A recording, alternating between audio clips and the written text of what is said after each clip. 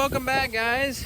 So it's been a little while since I've put a video out, and there's a reason for that. Part of it is due to the fact that, well, I haven't really been doing much for the YouTube channel lately because I've been busy on a lot of other cleanup projects, just catching up on stuff that needed to get done over the year. But now we're going to do a fall update.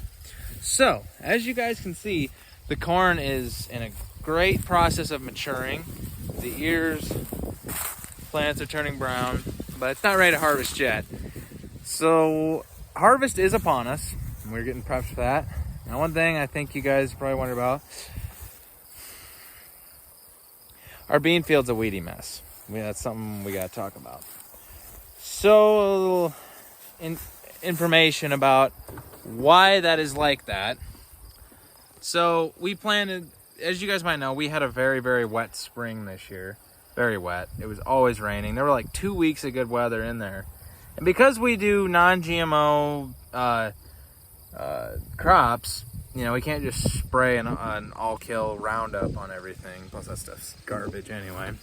Stuff's not good for us to be spraying that stuff. But because of that, you know, we had to plant whenever we could. When we had an opportunity. So we planted, and it rained forever afterwards. And because of that, we were not able to get into the field right after a few days of planting. Those crucial times with the tine weeder and probably even a rotary hoe if we would have had one going at the time, because we need to get our rotary hoe fixed. And if we could have, we would have been able to get in there and we could have eliminated some of this weed problem. Halfway through summer, these weeds started popping through when the beans got too tall to cultivate. These are all in the rows. Don't worry, they're all in the rows. I mean, we cultivated this field like 2 to 3 times, I think. Yeah, and we time weeded it a lot of times. And the problem was just due to too much rain and not being able to get out into the field at the right time. So we just got to accept that we have weeds in the field, and we're going to deal with it. So we are in the process of getting ready to harvest this mess. But we've had weeds in the past, but not that bad. That's due to too wet. Last year we had issues because it was too dry. So what do you do? I mean, it's different every year. We're still trying to learn the system of non-GMO manual weeding tools. We're still learning that. So, but the corn's looking great. That stuff ain't gonna be ready to harvest for a little while. So yeah, let's go talk about what are we gonna be running on the combine this year to harvest these soybeans. Well, let me take you and show you. Here, okay, sorry about the bad light. Here, let me open a door.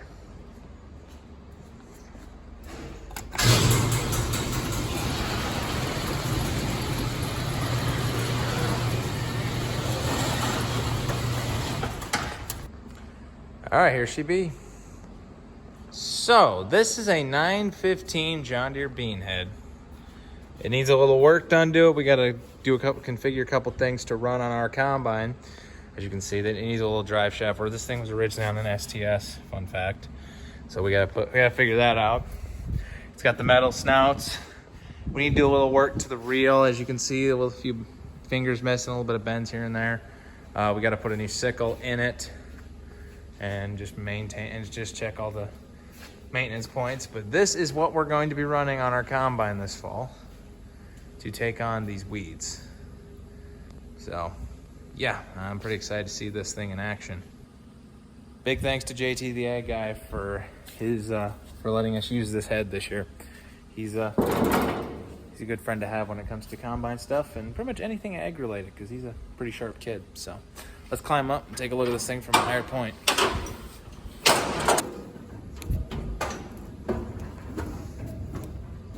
So right there, that's the head from up here, obviously. A little work to do on the reel, but honestly, it's in pretty good shape. I mean, it's a nice bean head. So yeah. That's from there. Let's look from in the cab. So when we're in the cab, this is what it's gonna look like. Pretty simple. So like always, we're gonna have to screen the beans again this year. like always, we're going to get all the weed seeds out. Really hoping for a killer frost this year to just kill everything off there in the field. Really hoping for that, but there's a good chance it looks like we're not going to get that. So, that stinks, but we'll get around it like we always have. But yeah, this is gonna be fun getting around a bean head again. So yeah. So yeah, the farm work videos are gonna resume here soon. Don't worry. So I know this is just a video all full of talking, but promise I will make this short. But want to thank everyone for all the views on the Farm Progress Show video. And for all the people that subscribe. That's amazing. We're this close to 1,000. I mean, we're real close. So I guess everybody keep subscribing. We'll work to anyone who shows up. They subscribe. You're gonna enjoy the future. 1,000 once we get past 1,000. I don't know. Maybe I'll try some different things when it comes to editing and stuff, to try and improve the videos. I don't know. We'll see what I am able to do. But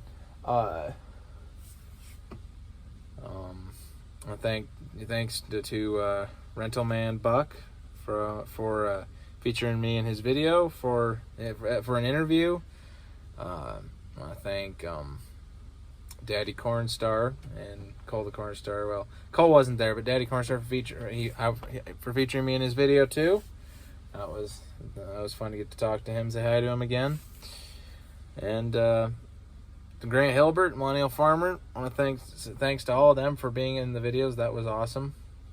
And it's just all around fun event. But now it's the best time of year, guys. It's getting on to fall, and fall harvest is my favorite. So when it comes to anything, when it's farming for ourselves, watching the neighbors farm, do their farming in the fall, and watching the YouTubers go, it's always been the most fun. Fall harvest, it's awesome. So yeah, thanks for watching, guys. We will see you in the next one.